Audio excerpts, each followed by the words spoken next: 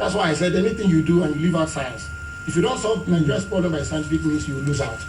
Mr. President must challenge everything that his officers are telling him. Because what they are telling him is not what is happening. If you go to the states, everybody now wants to contest election because they've lost their jobs. So if poverty is reducing, how come people are losing jobs? Because you can't come out of poverty if you don't have jobs.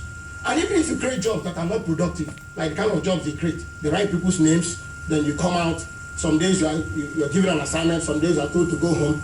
That is not job.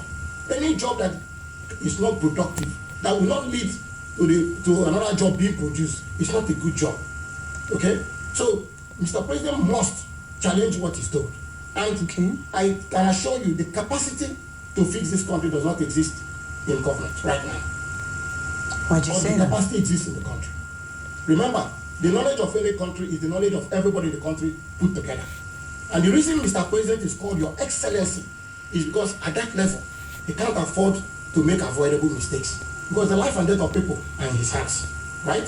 So anything he wants to do, he's expected to use knowledge necessary for the improvement of practices. And even if the knowledge does not exist in government, you buy the knowledge. That's why in America you see President Obama and co. using consultants. But remember, when we talk about knowledge, it's not just academic knowledge, it's intellectual knowledge. Because most people who invent things in this world, some of them didn't go to school. Like the man who invented the electric bulb, he never went to school. But he had a sharp thinking, sharp knowledge, sharp focus. That's what is important. It's the quality of your ideas that is important, not the level or how many offices you have worked in. You know, some people have been PAMSEC here, PAMSEC there, 20 ministers, worked here, worked there. In Japan, if you work in different places, they say you are not a good staff. You know, but here people like to fill their CV and show you many places that have worked. That means you are not actually building up on the capacity that we have. Because you work here today, you go to another place that is totally at variance with here, and then you pick up one other thing, you know, it doesn't help. Now, talking about development and sustainable development, you can't read out corruption in any nation.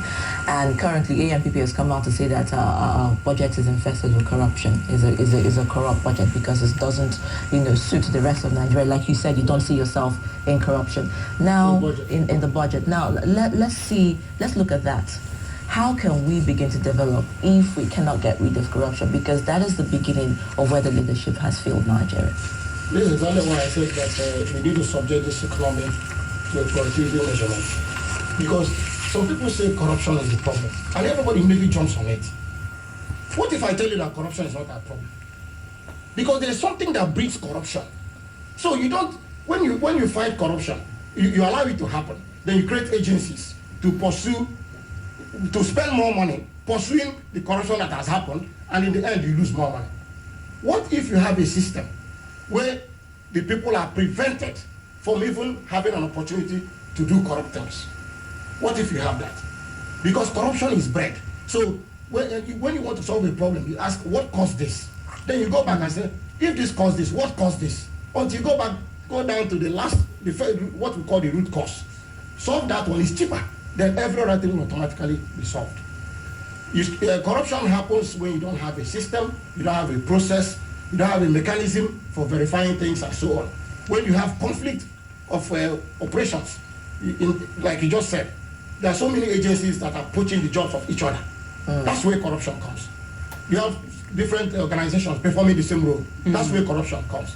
You have NIMC doing identification, you have National Population Commission, you have INEC. These are all services that can be shared, which one agency can produce and everybody else will use it. So it's all corruption.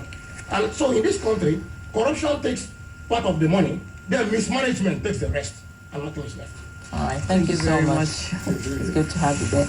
Well, Chief Agbo Ojukwu, SY Chief Economic Advisor to the Governor of Abia State and a strategic management consultant, said one thing today. He says if your learning is higher than the rate of change, and then you can influence change. But first of all, you need to put a system that checks and prevents corruption before it even starts happening, and that will amount to development in the long run.